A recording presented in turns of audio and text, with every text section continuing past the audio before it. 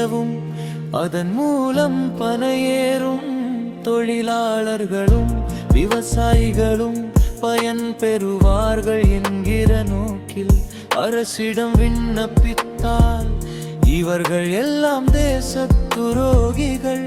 சாராய ஆலை நடத்துபவனும் அந்த சாராயத்தை விற்பனை செய்து சம்பாதிக்கும் அரசும் அதற்கெல்லாம் அமைக்கப்பட்டுள்ள அமைச்சர்களும் இந்த தேசத்தின் புண்ணியவான்கள்.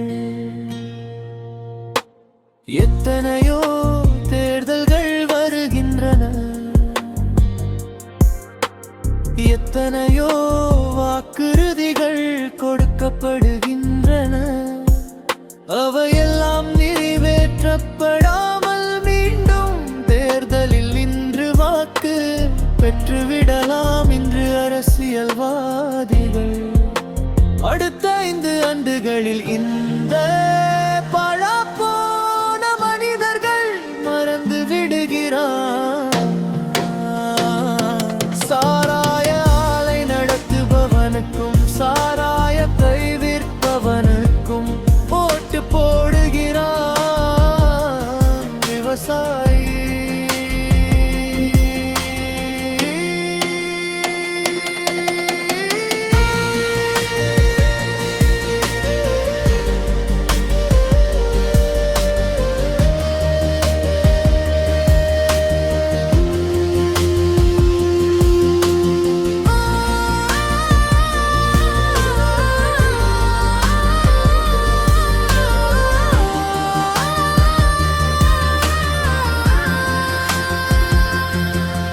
எவன் எங்களது தொழிலின் மீதும் மதிப்பு மரியாதையும் செலுத்துகிறானோ அவனுக்கு மட்டுமே வாக்களிப்பேன் என்று எப்பொழுது விவசாயி சொல்கிறானோ அப்பொழுதுதான் விவசாயி வாழுவான்.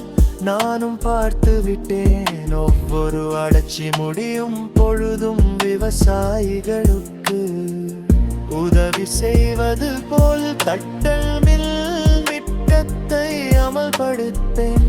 அதில் பல லட்சம் கோடியை ஆட்டையை போடுகிறார்கள் விவசாயி. எந்த அரசாங்கமும் இதுவரை காப்பாற்றவில்லை என்பதை நான் செருப்பால் அடித்து கொண்டு சொல்கிறேன்.